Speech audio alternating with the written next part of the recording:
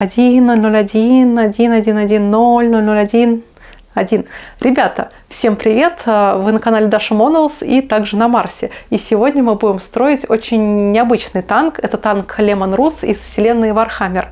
И давайте читать молитвы и строить этот танк. Марс независим, ведь Марс наш. ВКС перемелет врагов фарш. Марс чей? Марс наш.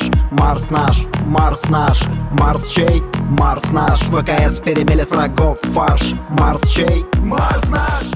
И давайте сначала немножко посмотрим на содержимое коробочки, ну и на саму коробку. У меня она такая потрепанная, поскольку я покупала ее на таком сайте, я бы сказала, это аналог Авито, только для любителей Вархаммера. И эта покупка была такая немножко нервозная, потому что ты переводишь деньги и как бы и непонятно, что будет дальше. Но все-таки коробка ко мне пришла, чему я довольно рада. На ней, конечно, есть все логотипы Warhammer и Цитадель, за которые мы, собственно, отдаем большую часть денег за этот набор.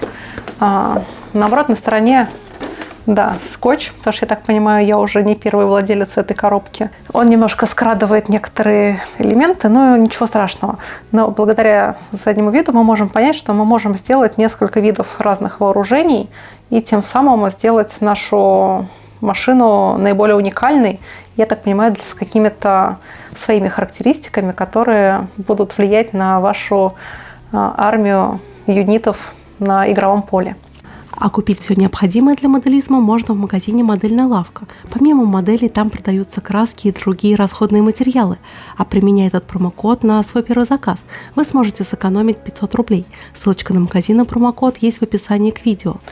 Итак, открываем. И в наборе 2 литничка. И они довольно интересные, массивные. Я никогда не видела такой толщины пластик. Ну, довольно просто, я так понимаю, для любителей Вархаммера, чтобы особо не сильно не заморачиваться. Интересно, что тут даже название деталей пропечатано на литнике. L, R, типа R, это, наверное, правая часть гусениц, L левая. В общем, упростили сборку для начинающих в этой вселенной игроков. И также я заказала небольшие дополнения от такой фирмы, как Red Rooster Miniatures. Ну, корпус и некоторое вооружение, а также вот солдаты. И тоже довольно занимательная была покупка. Это дополнение я тоже прождала некоторое время. И, скорее всего, его отливали в каком-то гараже. Но зато результатом я более-менее довольна. И также тут в наборе идет инструкция.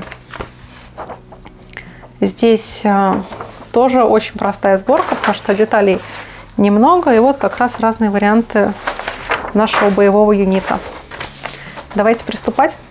И в первом шаге я собрала 2 половинки, просто соединила.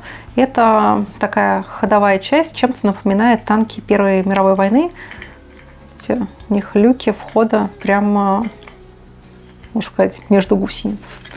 И теперь я буду устанавливать сами гусеницы. И тут очень все просто. На самих гусеницах есть название, это L1. Соответственно, внутри тут тоже подписано L1, ну и по схеме тоже все легко и понятно. Устанавливаем гусеницу. Естественно, надо посмотреть, чтобы трак был направлен так же, как на инструкции. То есть вот выступом вперед. И просто вставляется. И при помощи клея я фиксирую. Так, следующий L2. Беру эту деталь. И также легко устанавливаю.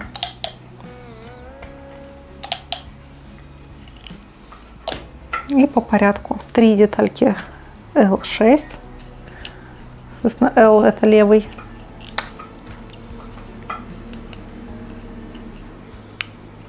Видите, не встают на уступы.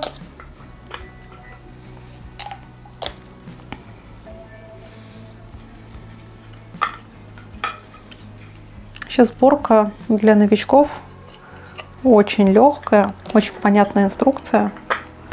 принципе, наверное, так и должны собираться модели, особенно игровые. Хотя звездовская серия Art of Tactic, она тоже собирается довольно просто. И в каких-то местах, мне кажется, даже инструкция особо не нужна. Так, 3-й, 4-й. Маленькие 6-е детальки. И заканчиваем 5-й.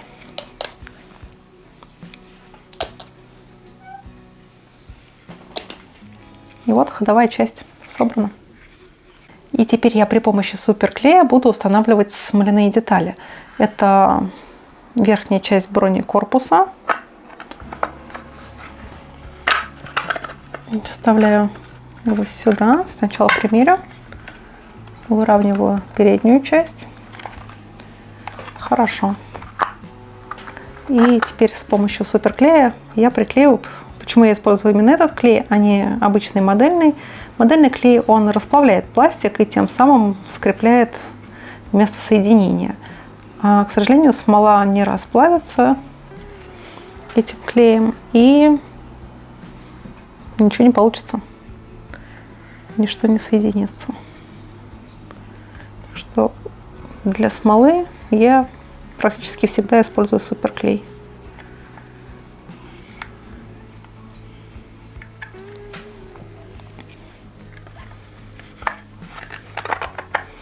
Все встает на пазике.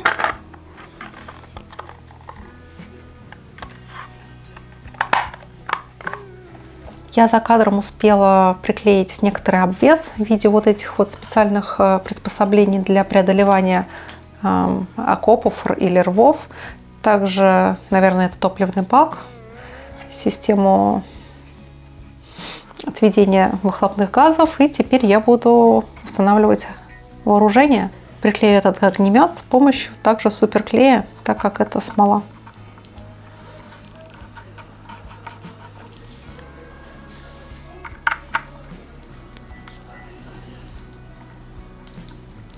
И просто теперь установлю орудие. Вот так. Танк готов. Заказчик просил меня сделать этот ваха-танк в стиле тех бронированных машин, которые я обычно делаю, то есть применить все классические методы стендового моделизма. Ок, задача понятна. Первым этапом я загрунтую модель грунтами двух цветов от Gemscale. И вначале я нанесу черный грунт на нижней поверхности и в углубление рельефа танка, а потом по верхним поверхностям пройдусь серым грунтом, а потом темно-коричневым цветом я покрашу танк, чтобы основной цвет в нужных местах был затемнен. А в качестве базового оттенка я возьму немецкий желто-оливковый цвет от фирмы Pacific 88. И, кстати, угадайте, что значит 2 восьмерки в названии фирмы. А почему выбран именно этот цвет, я расскажу вам чуть позже. В этом есть немного своя логика. А далее в базу я добавлю немного белой краски и высветлю некоторые участки на боевой машине. А также я рекомендую подписаться на мои другие социальные сети, например, на телеграм-канал, где я делаю анонсы новых видео. А в группе ВК можно выставлять свои работы на обсуждение. А в Дзен-канале выходят материалы, которых нет на других площадках. Ссылочка на все ресурсы будет в описании к видео. И согласно легенде, на танке должен быть камуфляж. Собственно, из скотча я и сделаю его очертания. А поскольку танк из вымышленной вселенной, то в части придумывания камуфляжа я почти не ограничена. Работать над моделью этого танка мне было очень интересно в первую очередь из-за ее необычности. Когда ты строишь современный или исторический танк, вроде бы все понятно, понимаешь, где искать информацию. Но тут все по-другому. Танк вымышленный из вымышленного мира. У меня, как у инженера, к этому образу есть некоторые претензии. И наношу оливково-зеленый цвет через маски на модель. Согласитесь, что танк чем-то напоминает немецкие машины времен Второй мировой войны. Окей, пусть будет у него ромбовидная структура, хотя исторический опыт мирового танкостроения опроверг такую концепцию компоновки боевых машин. И думаю, что после всех передряг инженеры будущего могли бы догадаться, что ромбовидный танк с большими вертикальными плоскостями – это не лучшее решение. В мире Вечной войны танки постоянно находятся в зоне боевых действий, так что мне нужно обязательно нанести на модель сколы.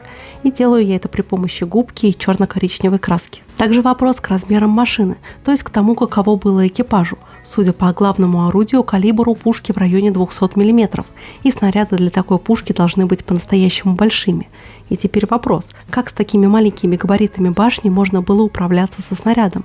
И самое главное, сколько можно было их взять с собой в бой? Также я нанесу опознавательные танки в виде красных треугольников на бортах корпуса.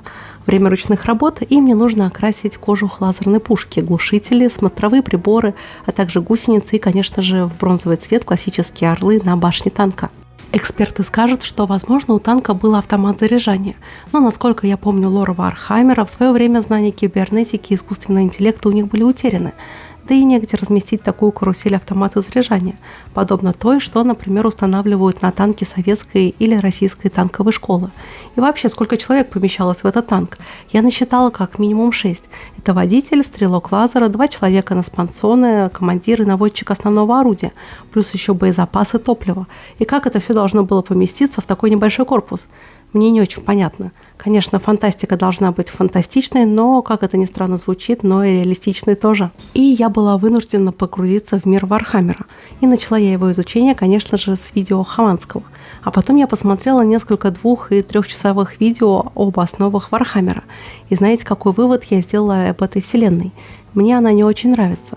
Мне понравился очень тезис одного из авторов этих многочисленных видео. И он говорит, что мир Вархаммера хорош тем, что в нем нет хороших, там все плохие. А знаете, какой мир мне этот напоминает? Конечно же наш, особенно на фоне всех этих современных событий. Но вселенной Вархаммера нужно отдать должное. Мне очень понравилась концепция варпа. Варп – это некий потусторонний мир, который можно использовать во благо, но он таит для человечества огромную опасность. И также мне понравилась раса эльдаров. И это очень похвально, что создатели Вархаммера не забывают про татар. Может быть, тут имелось в виду Великая Тартария? Кстати, погуглите, что это такое, очень забавная теория. И эльдары вполне могут быть ее наследниками. Ладно, что-то я ушла уже в свою фантастику. Давайте вернемся к Вархаммеру. А также я хочу сказать большое спасибо спонсорам, которые поддержали выход этого видео. Вы также можете стать спонсором через сервис Boosty или же через функцию спонсорства на YouTube. Приемом смывка я выделю рельеф танка, и обычно перед этим методом я задуваю модель глянцевым лаком. Но поскольку я использую краски от Pacific 88, которые после высыхания имеют легкий глянец, наносить лак я не буду, а излишки смывки я вытираю ватной палочкой, смоченной в White Spirit. Кстати, есть моменты, которые мне не нравятся в фантастике в целом. Посмотрите, к чему я клоню. Возьмем, например, абсолютно бездарную вселенную Метро 2033. Да-да, я не побоюсь этого слова «бездарную». Автор смог превратить очень классную концепцию во второсортную книжку для чтения. И в чем главная моя претензия? Каким-то образом там образовались 2 фракции – нацисты и коммунисты. И почему они образовались, зачем и так далее, в книгах не раскрыто. С коммунистами, в принципе, все понятно. Это же русские, среди них обязаны быть коммунисты, правильно? И, естественно, ненавидят они нацистов. Опять-таки, почему? Это как кошки или собаки? В общем, очень странная фракционная ненависть. И применю еще один танковый прием в Ваха-миниатюре. Это метод масляных точек. С их помощью я придам Лемон Русу еще более грозный вид. А методом сухая кисть я сделаю траки чуточку железными. Обычно у любых танков гребни траков стираются до металла. И почему образовались нацисты в постъядерном подземелье? И, конечно же, и у коммунистов, и у нацистов в стесненных условиях подземелья обязательно должны быть маленькие концлагеря. Ну, просто обязательно. И надеюсь, что, кстати, вы еще не забыли, что я тут обсуждаю Вархаммер. И я не люблю, когда в вымышленных мирах есть прямые отсылки к миру настоящему. Например, этот танк родом из Толарана. А кто такие толаранцы? Судя по концептам, это смесь арабов и немецкого африканского корпуса. И такая же история с миром Вальхаллы. Тут даже по названию понятно, к какому миру и какой нации тут отсылка. И также меня забавляет фракция космических волков. Но вы понимаете, безумно можно быть первым. И также фракция арлекинов, которая вообще непонятно для чего сделана. А сухими пигментами я завершу образ боевой машины. Все-таки в мире Вархаммер танки передвигаются по мирам, аналогичным Земле, так что грязь вполне может быть на них и оставаться. Также Вархаммер – это мир вечной войны и вечных страданий для всех без исключений, и просвета там нет. Этакий сверхразвитый капитализм. История с жертвой в 1000 ежедневных душ императору говорит о всей пессимистичности мира. И все эти страдания обычных людей связаны с запретом искусственного интеллекта и религиозным запретом. И вот эта идея и мысль мне очень нравится. Она в некоторой степени поучительна и для нашего мира, и имеет отсылку к событиям нашего прошлого. Хотя я не думаю, что создатели Вархаммера были в курсе гонений на кибернетику в СССР. А прикольно выглядит концепция технократической религии. Боевые машины в мире Вархаммера изготавливают на мирах-кузницах, то есть на планетах-заводах. И самой первой такой планетой стал Марс. И он ближе всего к Терре, то есть к Земле. И в этом есть своя логика. Живут и работают на Марсе представители фракции Adeptus Mechanicus или же адепты механики, техножрецы. И для них техника – это культ, вера и религия со всеми ритуалами. А сам Марс из себя представляет смесь Уралвагонозавода и РПЦ. Танки создаются при чтении молитв в бинарном коде, и в этом даже есть свой смысл. Согласно лору Вархаммера, из-за некоторых катаклизмов некоторые технологии были утеряны, и жрецы Adeptus Mechanicus ведут тщательные поиски их по всей галактике. Знания находятся отрывочно, их пытаются приспособить для производства боевых машин. Молитвы в бинарном коде – это и есть некоторые технологические условия, регламенты и инструкции, которые зачем-то, сами того до конца не понимая, зачитывают техножрецы в надежде улучшить качество своей продукции. И это очень забавная концепция, и за нее лайк создателям. И вот такой у меня Ваха-танк получился. Это моя первая модель из вселенной Вархаммер. Надеюсь, это видео вам оказалось интересным, полезным и вдохновило вас на постройку своих танков.